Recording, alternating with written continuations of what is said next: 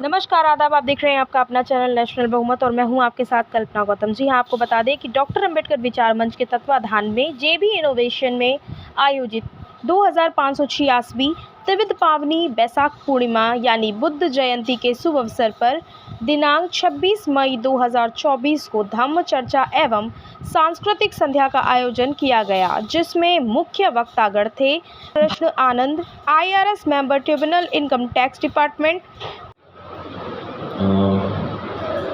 करुणा सागर भगवान गौतम बुद्ध, बोधिसत्व बाबा साहब डॉक्टर अम्बेडकर, पूज्य बनते चंदिमा जी, डॉक्टर पदम सिंह, डॉक्टर आनंद स्वरूप और डॉक्टर अनिता सोनी जी, हमारे मित्र और बैचमेट शैलेंद्र जी, हमारे सीनियर यूनिवर्सिटी में थे, हमारे गाइड भी रहे ML आर्या जी, और हमारी भाभी रेखा आर्या जी और बेटी, जो सब लोग आए हुए हैं। गौतम जयंत जी हमारे बीच में हैं, डॉक्टर दीपांकर और फैमिली, उनका बेटा जो यहाँ पे इतनी अच्छी स्पीच देके गया, प्रबुद्ध दीपांकर, और अन्य बच्चे जिन्होंने यहाँ पे परफॉर्मेंस दिया। अंबेडकर विचार मंच के साथियों, इंजीनियर मुधोरे जी, हैलवाल जी, NK गौतम जी, और सभा में उपस्थित सभी धम्म बहनों, धम्म भाइयों और बच्चों, सबसे पहले मैं जो बाबा साहब इस देश को धम्म में बनाना चाहते थे, उस धम्म को फैलाने वाले जो भगवान गौतम बुद्ध के अनुयायी रहे, सम्राट अशोक, सम्राट हर्षवर्धन, सम्राट कनिष्क, और आधुनिक समय में जो हमारे भिक्षु काश्यप जी थे, धर्मानंद कोशाम्बी जी थे, बदन आनंद कौशल्यायन जी थे, राहुल सांस्कृत्यायन जी थे, विपस्सनाचार्य गोयनका जी, और वो समस्त लोग जिन्होंने अपना जीवन लगा दिया इस धम्म को फैलाने के लिए, उन सबको कोटि कोटि वंदन। सबसे जो यहाँ पे मुझे अच्छी चीज़ लगी, जो अंबेडकर विचार मंच को मैं साधुवाद देना चाहूँगा कि इसमें सब लोग अपने परिवार और बच्चों के साथ आए हैं। नॉर्मली जब फंक्शन सभाओं में मैं देखता हूँ तो सिर्फ या तो पुरुष आते हैं और कुछ लोग अपनी धर्मपत्नी को लेके आते हैं, लेकिन बच्चे नहीं लाते हैं। तो अगर बच्चे नहीं आएंगे तो आप किसके लिए प्रोग्राम कर रहे हो, किसके लिए भाषणबाजी कर रहे हो? तो उसका रिजल्ट ये होता है कि हमारा जो भी संस्कृति है वो अगली पीढ़ी में ट्रांसफ़र नहीं हो पाती, नहीं पहुंच पाती है। तो ये आप लोगों का बहुत ही सराहनीय, बहुत ही स्तुत्य प्रयास है, और ये मुझे उम्मीद है बाकी लोग भी जो बच्चों को नहीं लाए हैं, अगली बार वो लोग भी अवश्य लाएंगे। बाबा साहब पे आऊँ उसके पहले मैं एक दो चीज़ें जो समाज में भ्रांति है जिस चीज़ को लेके, वो मैं थोड़ा क्लेरिफाई करना चाहता हूँ, क्योंकि मुझसे अक्सर सवाल जो अम्बेडकराइट नहीं हैं, जो ट्रेडिशनल बुद्धिस्ट हैं, या जो लोग बुद्धिस्ट नहीं हैं, वो ये सवाल करते हैं कि ठीक है भगवान बुद्ध की तुम पूजा करते हैं, लेकिन आप लोग हर जगह बुद्ध के साथ में डॉक्टर अम्बेडकर को क्यों रखते हैं? ये एक सवाल अक्सर किया जाता है। तो हम कहते हैं कि भगवान बुद्ध को जो हम लोग जानते हैं, हम लोग मानते हैं, वो तो बाबा साहब की वजह से जानते हैं। बाबा साहब अगर नहीं होते तो हमें भगवान बुद्ध से परिचय कराने वाला कोई था ही नहीं। तो भगवान बुद्ध तक पहुंचाने वाले हमें बाबा साहब हैं। इस वजह से कि जब जहाँ जहाँ हम लोग भगवान बुद्ध की फ़ोटो रखेंगे या मूर्ति रखेंगे, वहाँ वहाँ बोधिसत्व बाबा साहब की भी फ़ोटो रखेंगे। एक और सवाल किया जाता है कि बुद्ध तो तथागत थे, उन्होंने मूर्ति पूजा मना किया था, फिर आप लोग पूजा क्यों करते हैं? एक और सवाल उठाया जाता है कि वो तो भगवान और ईश्वर के का खंडन किया था, तो फिर आप लोगों को भगवान क्यों कहते हैं? तो जैसे बंते जी कह रहे थे, जो बुद्ध के गुण होते हैं जो बताया, और भगवान भी भगवान हम क्यों कहते हैं उसको भी एक्सप्लेन किया है पाली सूत्र में। इतिप्युसो भगवा, जो इस ढंग से भगवान बने। कैसे? सम्मा संबुद्धो, अरहंता को प्राप्त हुए, सम्मा संबुद्धो, विद्याचरण संपन्न हो, जो विद्या और आचरण में संपन्न है, जिनकी कथनी और करनी में कोई अंतर नहीं है, विद्याचरण संपन्न हो। सुगतो, जिसका बताया हर कदम सुगति की ओर ले जाने वाला है।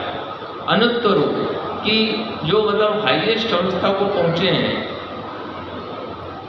फिर कहते हैं कि सत्ता देव मनुष्यानम सो, जो सबके सुख लोक बुधु पुरुष सारथी, सत्ता देव मनुष्यानम, जो देवताओं और मनुष्यों सबके संस्था हैं। बुद्धो भगवती, इस तरीके से जो बुद्धत्व को, भगवत्ता को प्राप्त हुए, इस वजह से हम भगवान कहते हैं, उनको अवतार की तरीके से नहीं कहते हैं। और फिर उसको क्लैरिफाई किया है कि भक्त रागो भक्त द्वेषो भक्त मोहोति भगवा, जिसने अपने चित्त से सारे राग, सारे द्वेष, सारे मोह समूल नष्ट कर दिए, वो भगवत्ता को प्राप्त हुआ। तो इस मामले में बुद्धत्व जो है वो उपाधि है, एक अचीवमेंट है। जैसे आप ग्रेजुएशन की डिग्री करते हैं तो आप ग्रेजुएट कहलाते हैं, पोस्ट ग्रेजुएशन करते हैं पोस्ट ग्रेजुएट कहलाते हैं, पीएचडी कर लेते हैं तो डॉक्टर कहलाते हैं। इसी तरीके से चित्त की अवस्थाएं हैं जो उस भगवत्ता को प्राप्त होता है, जो बुद्ध बनता है, इस वजह से उनको भगवान कहते हैं। एक ये सवाल पूछा जाता है कि पूजा क्यों करते हैं, तो बनते नागसेन, आचार्य नागसेन से ये सवाल किया गया था। जो मिलिंद प्रश्न है, राजा मिलिंद उनसे पूछता है कि भगवान बुद्ध की पूजा क्यों करनी चाहिए। तो आचार्य नागसेन कहते हैं कि जो धर्म के सूक्ष्म तत्व हैं, जो हायर लर्निंग है, वो बहुत विद्वानों के लिए होता है जो उस अवस्था तक पहुंच सके। लेकिन जो आम पब्लिक है, आम उपासक उपासिका है, उसके पास न तो इतना टाइम होता है, ना वो उसके अंदर इतना शील और पेशेंस होता है। तो इस वजह से जो आम जनता है उसके लिए ये सिंबल्स, ये मोटिवेशन का काम करते हैं कि आप जब उसके सामने, भगवान बुद्ध के सामने अगरबत्ती और दीप बत्ती और मोमबत्ती जलाते हैं तो कुछ समय के लिए सही उनके गुणों का स्मरण करते हैं। तो एट लीस्ट उतनी देर तो आपके मन में एक पवित्र भाव जागा, एक सील के प्रति आस्था जाएगी। तो ये मैं क्लैरिफाई करना जरूरी समझता था। और इस वजह से बाबा साहब ने सभी धर्मों को समझने के बाद फिर इस नतीजे पे पहुँचे कि हमारे लिए ही नहीं, पूरे देश के लिए सांस तक पढ़ते रहे, ऐसा विद्यालय। और जीवन में पूरी तरीके से उन्होंने नैतिक जीवन जिया, ऐसा जीवन जिया। कभी उन्होंने दान में कोई कमी नहीं छोड़ी। एक और प्रश्न किया जाता है बाबा साहब के बारे में, जब बाबा साहब ने तो विपश्यना नहीं किया था, फिर हम क्यों करें। बाबा साहब जिस दिन गए थे 14 अक्टूबर को दीक्षा लेने, तो पहले भगवान बुद्ध की मूर्ति के सामने बैठ के पूजा ही नहीं किया, थोड़े देर ध्यान भी किया। और विपश्यना करने का टाइम कब मिला बाबा साहब को? 14 अक्टूबर को उन्होंने दीक्षा ली और 6 दिसंबर को चले गए। बीच में उन्होंने बर्मा की, नेपाल की यात्रा की और सारनाथ भी आए थे। 25, 26, 27 नवंबर को सारनाथ में ही थे और 6 दिसंबर को चले गए। कब जाते विपश्यना करने? तो जिनको नहीं करना है, जिनको नहीं चलना है, उनको बस भाषण देना है और हम बुद्धिस्ट हैं, तो काहे की बुद्धिस्ट, काहे के अम्बेडकर हैं। धर्म तो है जब जीवन में उतरे। इसी वजह से पादी के एक सूत्र को हिंदी में गोयनका जी ने किया है, धारण करे तो धर्म है, धारण करे तो धर्म है, वरना कोरी बात। सूरज उगे प्रभात है, वरना काली रात। धर्म तभी है जब जीवन में उतरे। बुद्ध में तभी बनेगा जब आप लोग अपने घर में अपने जीवन में उतारें, जब आप अपने जीवन में उतारेंगे, आपके घर में शांति होगी, लड़ाई झगड़ा कम होगा, तब पड़ोसी देखेंगे, बोलेंगे आपके घर में बड़ी शांति रहती है, क्या करते हो? तब आप बताइए कि हम बौद्ध धर्म का पालन करते हैं। तो बोलेगा अच्छा कैसे करते हो, हमें भी बताओ। अब आपके घर में डेली झगड़ा हो रहा है, डेली मारपीट हो रही है, गाली गलौज हो रहा है, वो कहते हैं बुद्धिस्ट है, फिर पड़ोसी भी कहते होंगे देखो ऐसे होते हैं बुद्धिस्ट। तो बौद्ध में बनाने के लिए पहले अपने को जीवन में उतारो, लोगों के लिए उदाहरण पेश करो, तब बौद्ध में भारत बनेगा। आप लोगों ने यहाँ आने का अवसर दिया, बहुत लोगों से मेरी मुलाकात हुई, शैलेंद्र जी से बहुत दिन बाद मिल रहा हूँ, गौतम जैन से बहुत दिन बाद मिल रहा हूँ। आप लोगों का बहुत बहुत धन्यवाद और अम्बेडकर विचार मंच के सभी साथियों को बहुत बहुत साधुवाद, बहुत बहुत धन्यवाद। आपको हमारी वीडियो कैसी लगी हमें कमेंट करके ज़रूर बताएं और हमारी वीडियो पर अगर आप नए हैं तो चैनल को सब्सक्राइब करें ताकि आने वाली नई वीडियो का नोटिफिकेशन सबसे पहले आप तक पहुंचे। धन्यवाद।